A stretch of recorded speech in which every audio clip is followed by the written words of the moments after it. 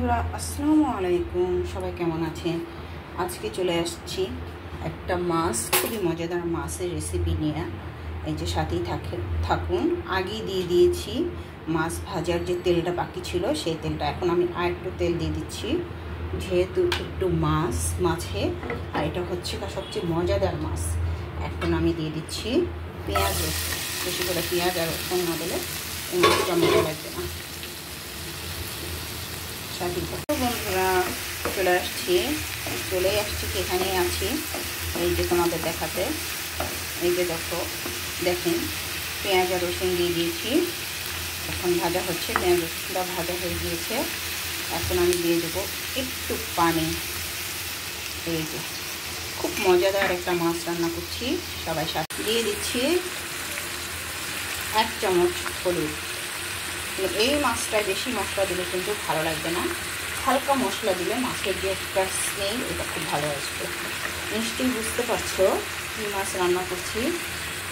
এই যে দিয়ে দিলাম 1 চামচ ধনিয়ার গুঁড়া, একটু ঝাল দিয়ে দিব আপনাদের স্বাদ মতো। সরি, তুমি থেকে এখন আমিতে চলে গেলাম, আপনিতে চলে গেলাম। আপনাদের স্বাদ মতো অবশ্যই ঝাল দিয়ে দেবেন। আপনাদেরকে অনেক আপন ভাবি তো, এই জন্য মাঝে মাঝে তুমি এসে পড়ে।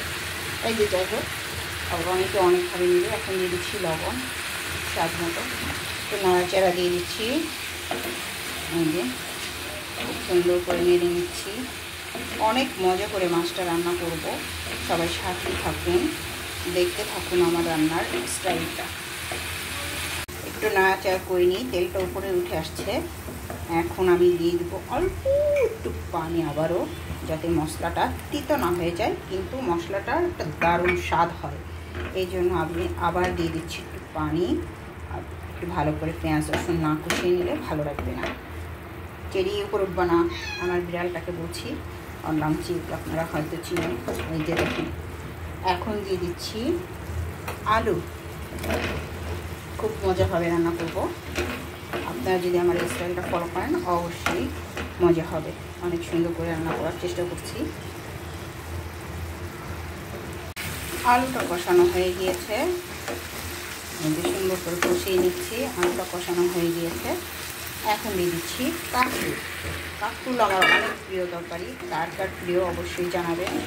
এই যে কাঁকরুল তরকারিটাকে এখন আমি দারুণভাবে কষিয়ে নিব।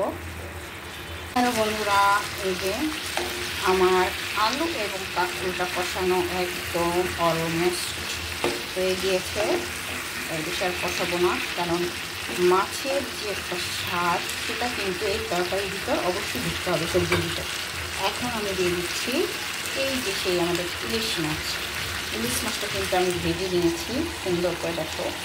এই যে এখন আমি দিয়ে দিচ্ছি ইলিশ মাছ ভাজাগুলো। খুব সুন্দর করে চুলার আঁচটা একটু কমিয়ে নিলাম। খুব সুন্দর করে দিয়ে দিচ্ছি মাছটা। দেখেন অনেক সুন্দর। কাঁচামরিচ শুকনো মরিচ দিয়ে দিলাম। এখন দিয়ে দিলাম মাছের ডিম।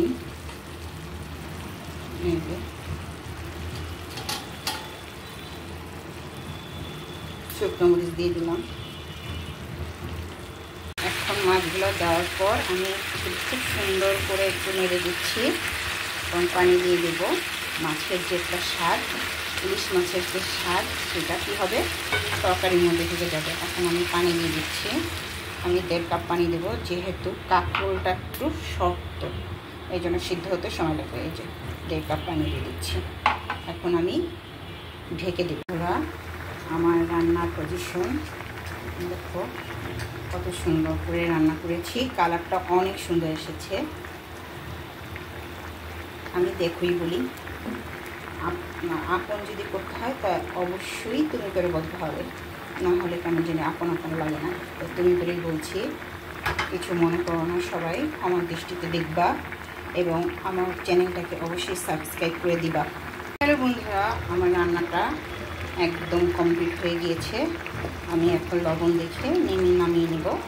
অবশ্যই তোমরা আমার পাশে থাকবে এবং আমার জন্য দোয়া করবে। আমি তোমাদের পাশে থাকবো। সবাই আমার চ্যানেলটাকে সাবস্ক্রাইব করে দেবে। সবার প্রতি রইল অনেক অনেক ভালোবাসা ও শুভেচ্ছা। আল্লাহ হাফিজ। সবাই শেয়ার করে দিও। এই রেসিপিটা অনেক মজাদার একটা রেসিপি, সবাই ফলো করো। ভালো থেকো সবাই।